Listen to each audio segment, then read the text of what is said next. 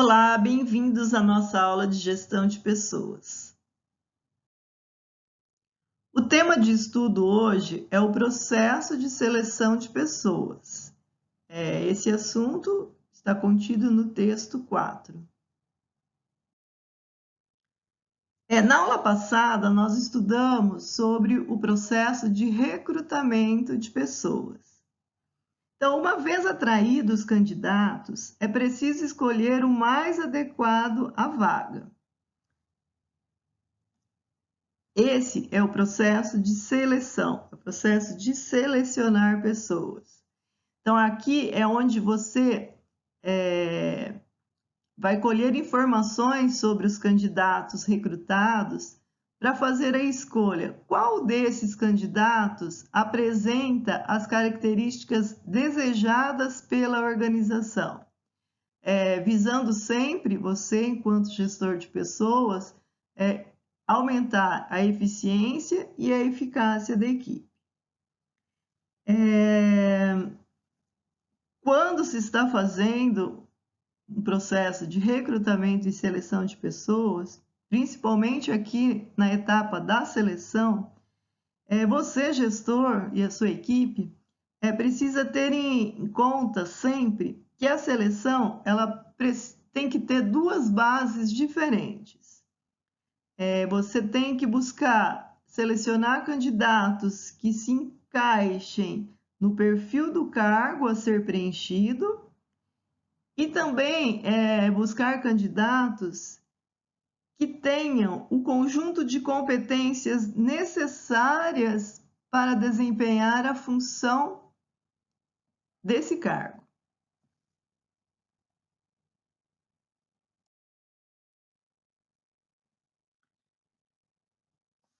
Então, você, gestor da área de pessoas, a sua equipe, juntamente com o psicólogo organizacional da sua empresa, para aplicar essa seleção de pessoas, você pode fazer uso de uma técnica ou de mais técnicas, tá? Então, dependendo do cargo, da especificidade desse cargo, do nível de competências necessárias para o candidato que vai ocupar esse cargo, você pode aplicar uma, duas, três, então fazer uma junção de técnicas para chegar nos candidatos mais prováveis de serem selecionados para ocupar essa vaga.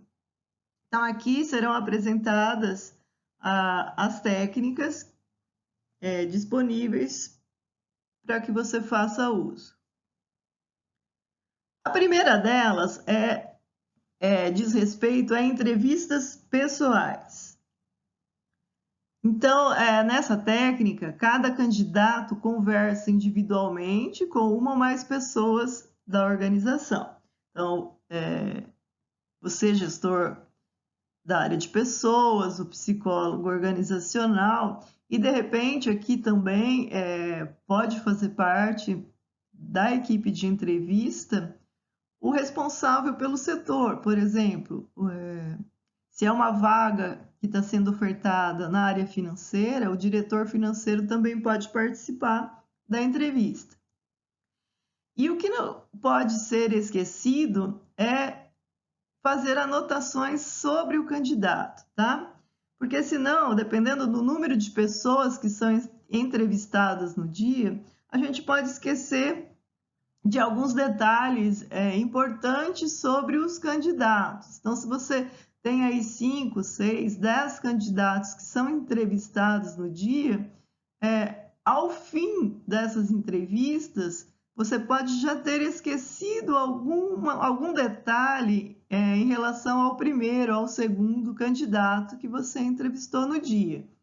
Então, conforme forem transcorrendo as entrevistas, é aconselhável que se faça anotações relevantes sobre o candidato. Uma outra técnica que pode ser utilizada são as provas. Então, por que eu usaria como técnica de seleção de pessoas, a aplicação de provas, para medir o conhecimento técnico na área em que o candidato vai atuar, para observar as competências dele em relação à redação, correção da língua portuguesa. Se o cargo tem como um dos requisitos o conhecimento de uma língua estrangeira, então a prova ela vai servir para verificar a habilidade desse candidato com a língua estrangeira requerida, e também como um ponto de conhecimentos gerais e de cultura do candidato.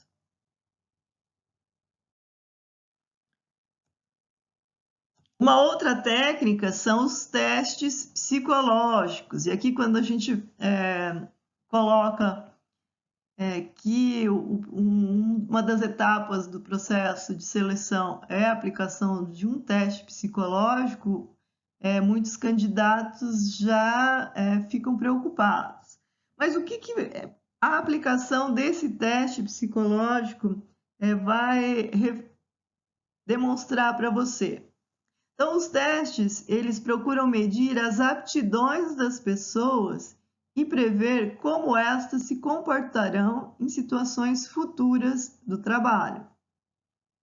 O teste psicológico, ele vai, dependendo de como ele é aplicado, você pode traçar o perfil psicológico do candidato.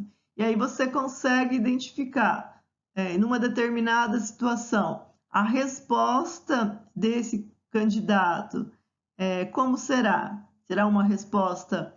Ele é um tipo de candidato que possui um comportamento agressivo, um comportamento neutro, um comportamento de retração. Então, se ele é colocado em situações de alto estresse, como ele vai se comportar? E aqui também serve para verificar o potencial de crescimento do possível selecionado.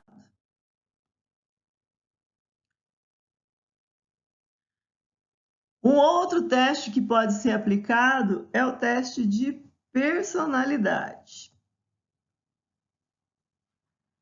Aqui, esse tipo de teste, ele procura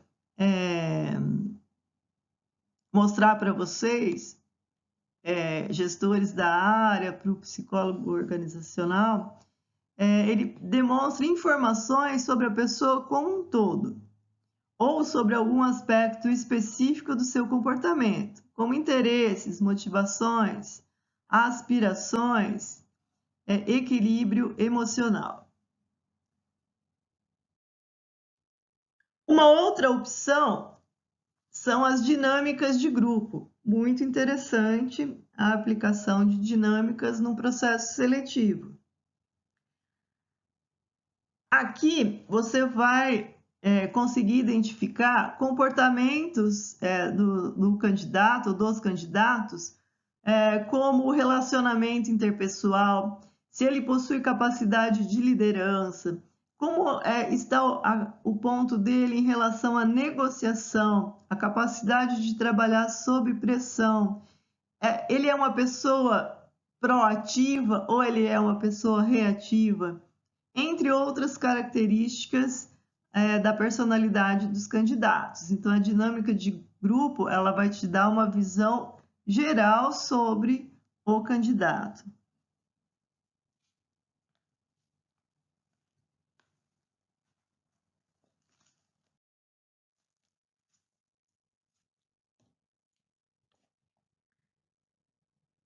Mas aí você pode me perguntar, mas quais os benefícios que um processo de seleção conduzido corretamente pode trazer para a organização? Olha, ele pode trazer muitos benefícios, e aqui eu vou destacar um desses benefícios. Um processo de seleção desenvolvido e conduzido de forma correta, ele vai fazer com que as pessoas que foram selecionadas, elas ocupem cargos adequados ao seu perfil profissional e à sua personalidade. E quando isso acontece, essas pessoas elas vão estar mais satisfeitas com o trabalho. Essas pessoas serão mais produtivas. Então, ela terá uma aceitação também melhor pela equipe, uma integração melhor. E falando sobre integração, um ponto que você não pode, depois do candidato selecionado, contratado, deixar de lado é em relação à socialização. Então, aqui, olha, o candidato foi selecionado, ele já passou pelo recursos humanos, os documentos foram entregues, tudo certinho. O candidato foi contratado, agora chega no momento de colocar em prática a socialização desse candidato.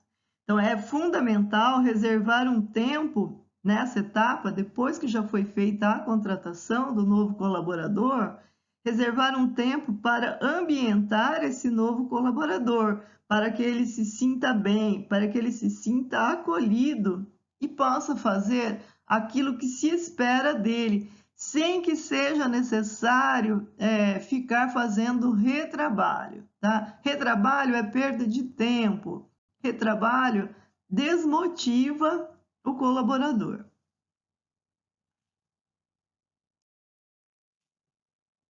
Então, a socialização ela é uma das últimas etapas do processo de integração do colaborador. É fundamental para a apresentação desse colaborador aos colegas, para que você apresente para ele a filosofia da empresa, para que ele também conheça de maneira ampla o ambiente de trabalho, para que ele conheça quais os horários, como funciona, onde eu vou trabalhar, como é o meu departamento, quais são as minhas atribuições. Isso. Então, aí no texto, você tem os tipos de socialização. Então, que tipo eu devo aplicar? Então, eu tenho a formal e informal, individual ou coletivo, uniforme ou variável, seriado ou randômica e reforço e eliminação. Então, posso usar uma ou mais de um tipo de socialização. Então, eu vou adequar de acordo com a necessidade que o cargo exige, tá?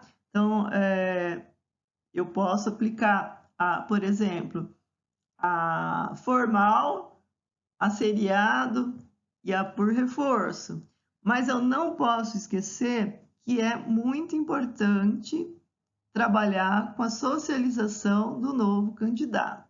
Ele precisa sentir-se acolhido. Muito bem, chegamos ao final da nossa videoaula sobre seleção de pessoas. Não deixe de acompanhar os materiais anexados ao Classroom. Até a próxima. Tchau, tchau.